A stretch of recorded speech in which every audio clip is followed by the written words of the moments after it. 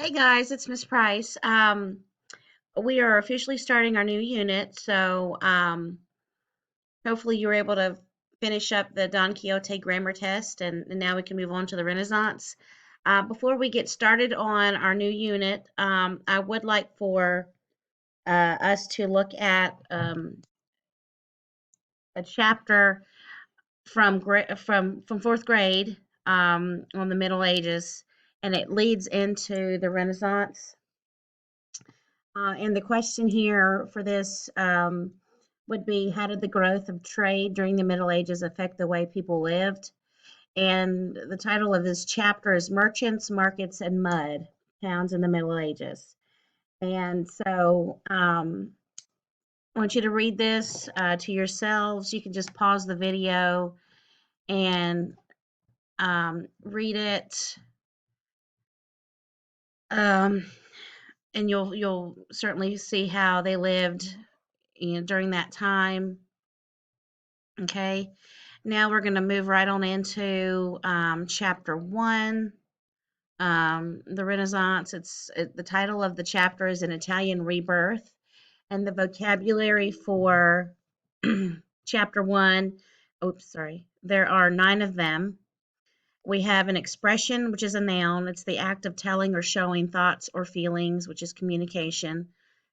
2, cultural. It's an adjective. Of or relating to the fine arts, like painting, music, etc. The second meaning of that is of or relating to a particular group of people and their habits, traditions, and beliefs. 3, revolutionary, which is also a spelling word. It's an adjective. It's causing or relating. I say spelling. It's vocabulary. Excuse me. Causing or relating to a great change. Inspire is a verb, to influence or provide an idea about what to do or create. Philosophy, which is also a vocabulary word for this week, is a noun. It's the study of knowledge and truth. Economy is a noun, the system by which goods and services are made, bought, and sold. Values is a noun, strongly held beliefs about what is important.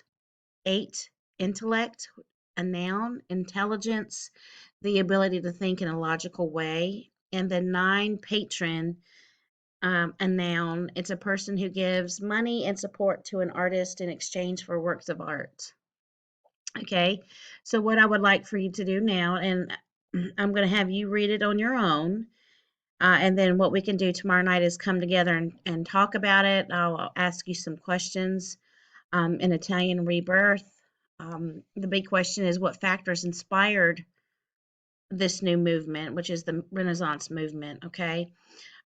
So just feel free to pause the video, as you read. And then there's on page 25 in your workbook, there is some vocabulary words that you're to fill in with the sentences. There are, I think, let's see, 5 or 6 of them. Let me get to that. Hold on just a second. Like I said, just pause the video as you go. So I'm just going to keep doing this. Okay.